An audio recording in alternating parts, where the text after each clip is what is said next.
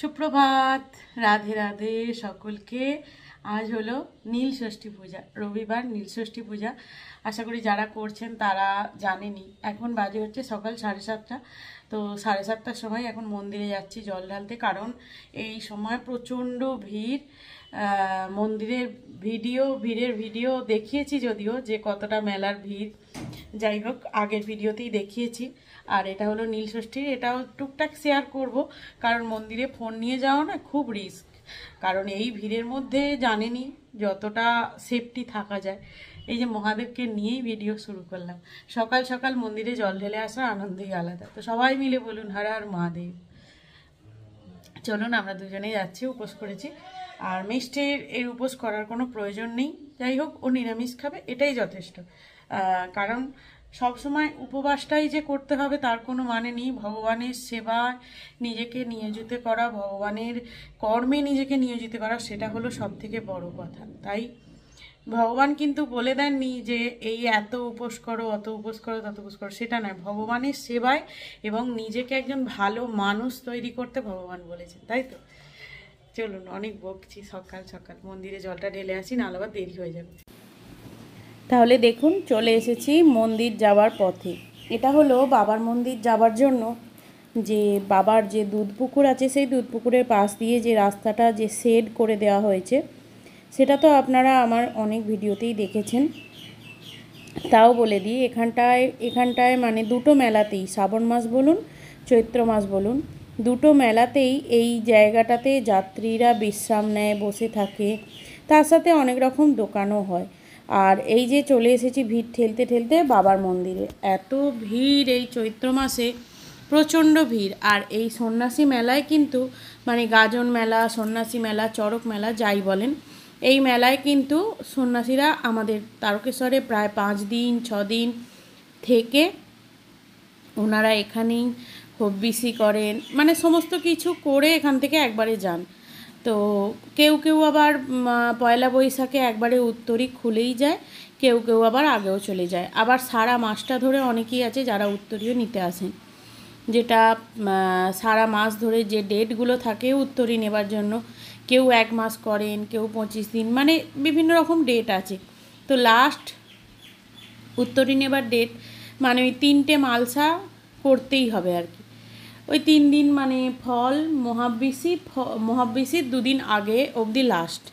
তো এখানে আমরা এলাম ভিড় ঠেলে ঠেলে, কষ্ট করে করে এসে মন্দিরের মানে যে পাশে পুকুর আছে, দুধ পুকুর, সেই পুকুরে গিয়ে হাত পা ধুয়ে মাথায় জল ছিটিয়ে নিয়ে তারপর পুজোর ডালা সমস্ত কিনে মন্দিরে ঢুকলাম। তো পুজো দেওয়া হয়ে গেছে আমাদের, মানে জল ঢালা আর কি হয়ে গেছে। হয়ে যাওয়ার পর এখানে একটু ওই যে তিলক হয় না, সেটা একটু করলাম, ভালো লাগলো বেশ। এগুলো বেশ ভালোও লাগে করতে। আর ভিড় দেখতে পাচ্ছেন কতটা, ঠিক। এরপরে চলে এলাম ধূপবাতি দিতে। প্রচণ্ড ভিড় মন্দিরের মধ্যে, প্রচণ্ড ভিড়। মানে পুরো আমাদের এই মেলাটাতে পুরো তারকেশ্বরটা ভিড়ে ভিড় এবং ভীষণ নোংরা হয়ে যায়, ভীষণ নোংরা হয়ে যায়। তো এই জায়গাটা ধূপবাতি দিয়ে দেওয়ার জন্য করা হয়েছে। এখানটায় চলে এলাম ধূপবাতি দিতে। এরপরে যে ভগবানের জন্য মানে মহাদেবের পুজোটা এবার দিতে যাব ভিতরে। সেই ভিড়ের মধ্যে দিয়েই যেতে হবে কষ্ট করে, কারণ কিছু করার নেই। এখন এই সময়টা তো ভিড় থাকবেই, কারণ তারকেশ্বর খুব একটি বিখ্যাত মন্দির আমাদের হুগলি জেলার বলুন তথা পশ্চিমবঙ্গের অনেক অনেক অনেক মানুষই জানেন এই তারকেশ্বর এবং আসেনও। আর এই চৈত্র মাসের মেলাটাতে বিশেষ করে উত্তর 24 পরগনা এবং দক্ষিণ 24 পরগনা থেকে বেশি মানুষ আসে, যেমন সুন্দরবন, বারাসত, ব্যারাকপুর, তারপরে Kolkata science city, new town, মানে অনেক যাত্রীদের জিজ্ঞাসা করছিলাম, ওনারাই বলছিলেন আর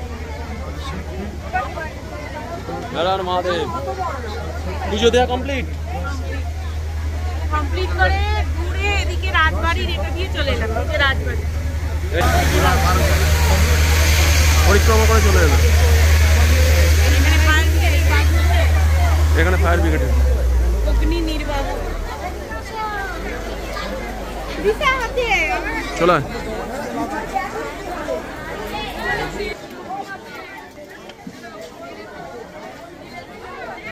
পুজো পাঠ করে সমস্ত কিছু করে এবার বাড়ি ফিরছি। টোটাল ঘুরে ঘুরে বাড়ি ফিরলাম, কিছু করার নেই, ভিড়ে মানে ওদিকে ঢোকা যাচ্ছে না এদিকে ঢোকা যাচ্ছে না, তাই বললাম চলো এটা দিয়েই যাই।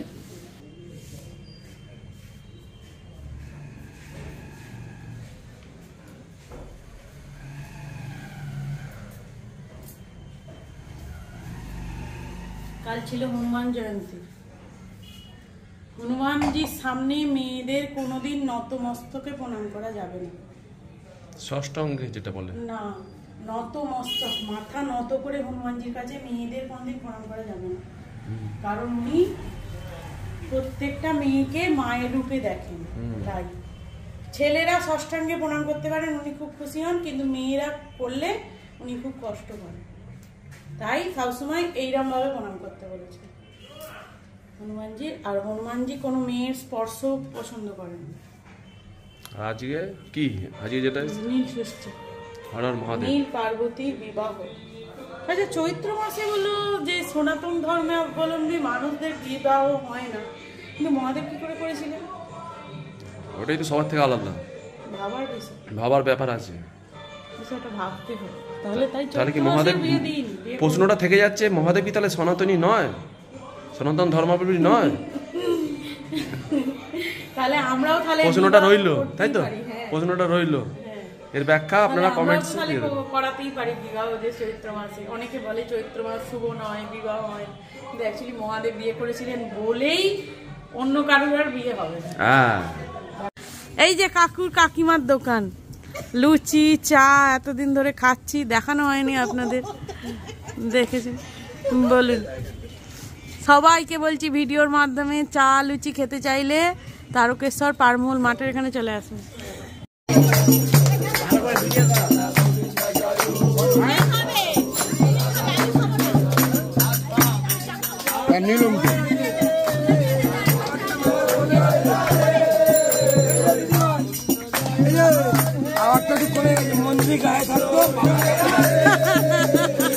বলছে পাওয়ারটা কমে গেছে।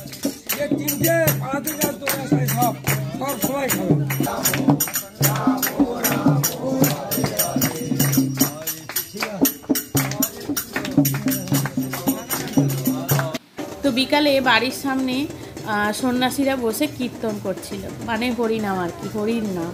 তো সেটা বেশ ভালো লাগলো, একটুখানি ভিডিও শ্যুট করলাম।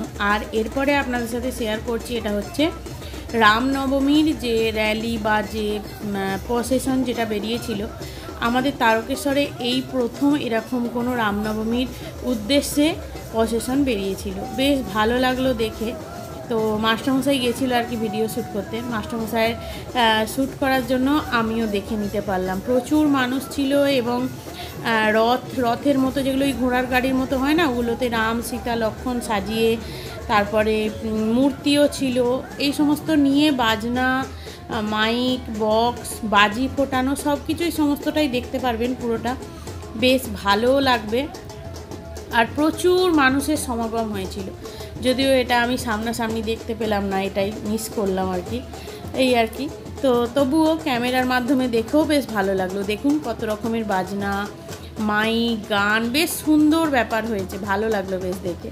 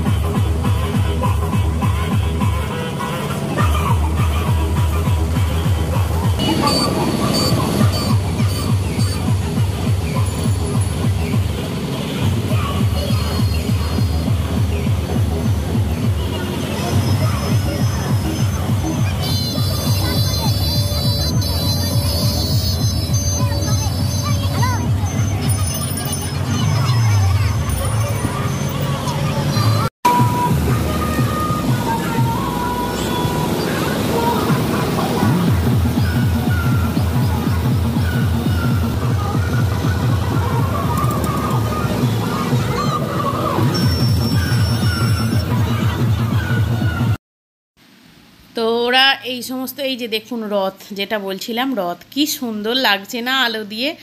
আর ওখানে রাম লক্ষ্মণ সীতার মানে সাজিয়েছিল, যেটা ওইখানে মাঝখানে বসে আছে। আর দেখুন কি আনন্দ করছে, কত মানুষ আর কত বাজি পোড়াচ্ছে দেখুন।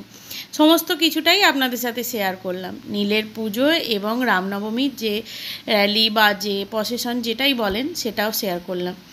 মন্দিরে তো প্রচণ্ড ভিড়। আর এটাও বলি যে এই বছর থেকে চৈত্র মাসে নিয়ম করে দিয়েছে মন্দিরের চোঙায় জল ঢালা।